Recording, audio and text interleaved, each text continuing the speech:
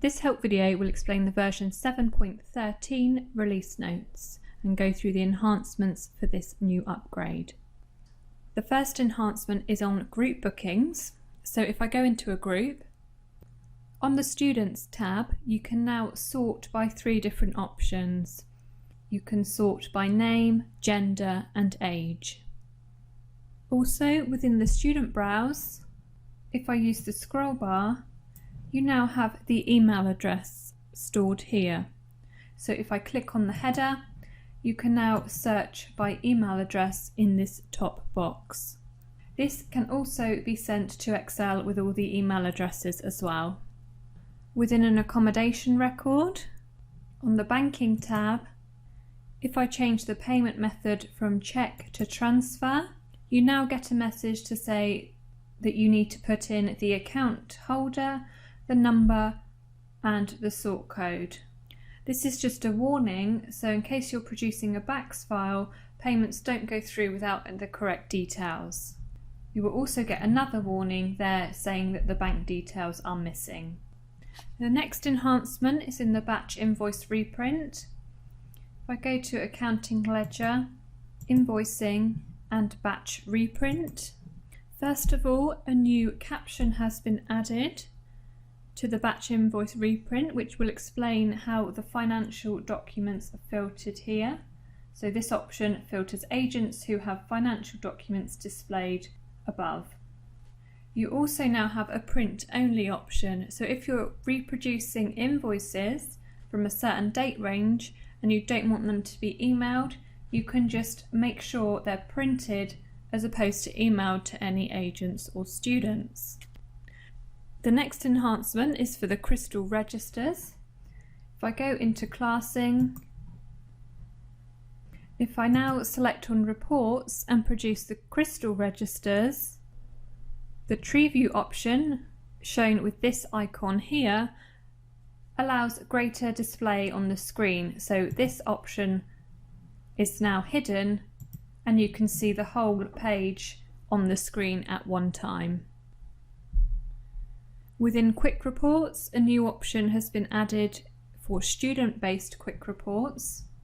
So if I go into a student report and select Add Item, under Student and Student, if I scroll down, we now have enrolment count. This will show the number of enrolments that have been assigned to each student record. Just as a note, the spelling mistake here will be corrected in the next version. A new feature has been added to the Audit Bookings report. If I select Accounting Ledger, Audit Bookings, and when I go to select on Excel, you can now either select all or deselect all on the tick boxes. So this will just save you time ticking and unticking the relevant boxes you need. Within the enrolment copy option, so if I go to copy an enrolment, so if I select copy cancel, when you want to copy the actual host and room, so whether it's a package or a regular booking, they have now created please check availability message to make sure that the host family is still available for the dates you are copying. The message has been enhanced for when producing host family payments. So if I go into the payment run and just select payment run, the top line here on this screen has been added. So it's just a note to say that the payment run will look at the payment prices within the price list at the day the payment run is being generated. So the system looks at the prices as at the day you are producing the payments. The next new feature is within the user roles. If I select Maintenance and Settings, General Settings, Company and User Roles, if I go into the user role, you can see you've got the users here. So here we can see we've got 2 users assigned here, and you now have an option where you can only show active users. So if you want to see which of your active users are assigned to this role, but you can also untick this to see any previous users you had assigned to this user role. This will also filter through to Excel. Now the next new option is within the accounting export. A new field has been created.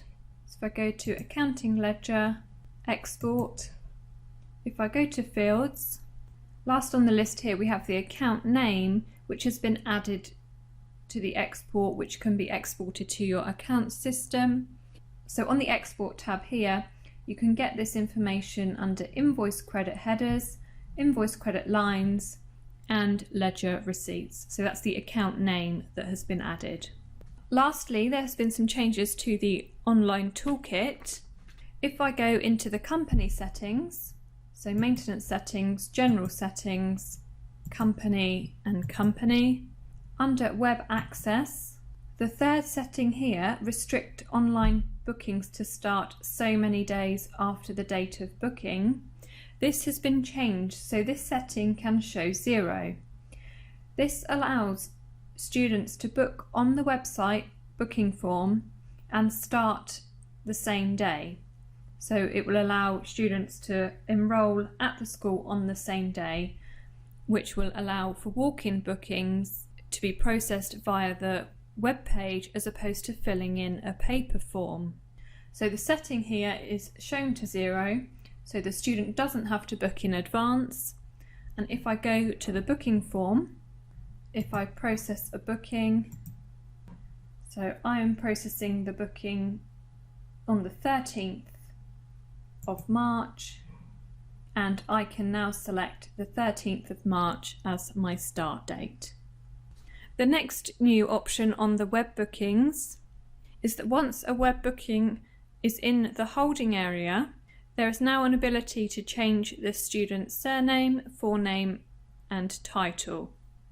So if I go into one of the web bookings in the holding area, you can now change the surname, forename, title, and the system will now save that information. And then you can accept the booking. So we've now come to the end of the release note enhancements. I hope you found this useful and thank you for listening.